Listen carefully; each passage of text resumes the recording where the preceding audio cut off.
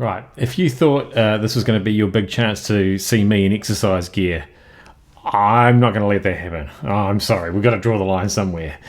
But yes, I am reviewing Zwift, which is, it's a whole world of cycling training, basically. So it does involve having some kind of smart trainer. So here, the Wahoo Kicker is what's been set up for me. But yeah, I'm not really reviewing the trainer as such. I'm reviewing Zwift, which is the cycling experience. So we'll get onto that in a minute. But yes, in order to review it, I did have to have some gear, and here's how we set it up. So yeah, obviously a bit of a problem if somebody wants to go in and out of that door. But too bad for them. We've got a bike to set up here.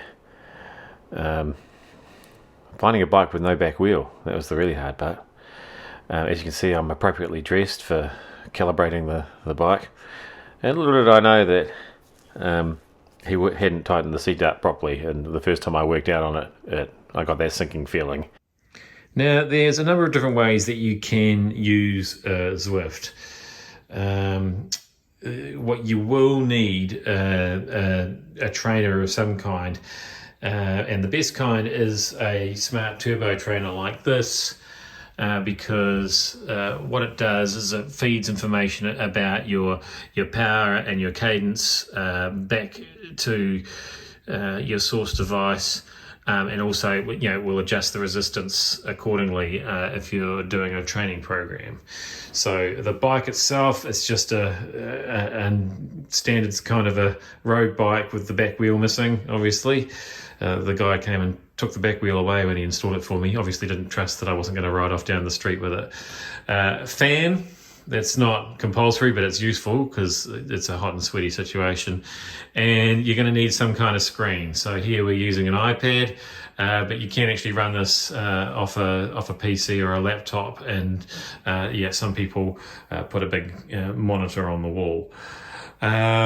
So yeah, that's kind of the kind of gear you're looking at. So a reasonable investment if you don't have this stuff already, before paying your monthly subscription to Zwift.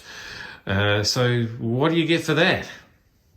Okie doke. So I'm going to do this without the fan on because it'll be a bit noisy if I have the fan on. So if I die, it's all your fault. So once you've set up your user profile, you've really got a whole world of Zwifting ahead of you. So I've already paired that trainer up. So we've got the power source, the resistance, and it's going to measure my cadence as well. You can pair a heart rate monitor. There's plenty of compatible ones, and it turns out that the latest Galaxy Watch, you can download an app on that, which will make it compatible as well. So we'll say we'll pair that. And then we're into it.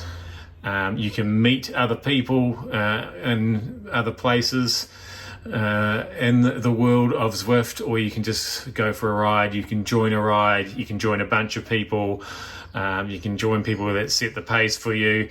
Like I say, there's a lot of options. So let's work out. Now, you can do this workout in any number of different worlds, including Watopia, which means that you can go underwater see-through tunnels. You can cycle around volcanoes. Let's have a look at New York, and we can do the Grand Central Circuit. And I think that means we might get to right over the top of it on a glass bridge.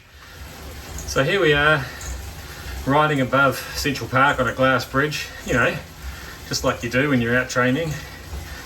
And I'm just coming to the end of my warm-up. Got my heart rate tracker working now, so you can see my heart rate's already starting to lift. Probably not helped by the fact that I'm talking to you. And this arch here shows me that I'm about to move from one level of training to another.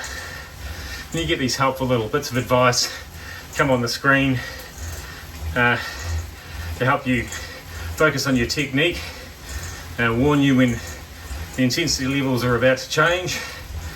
And as I go through this little virtual arch, you can see that I now get to relax a little bit, drop the power down for a couple of minutes, and the next arch is coming up a little bit around the corner in a couple of minutes time. And that's when I'll have to ramp things back up again. Now, as I approach another rider in front of me, you can actually draft behind people and the resistance will drop depending on the type of ride you're doing and the conditions and the course.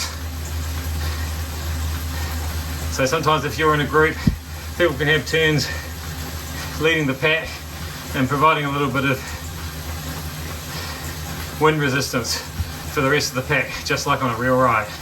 Now, just one more thing I want to mention is that as part of gamifying this experience for you, of course, you can earn points and incentives along the way.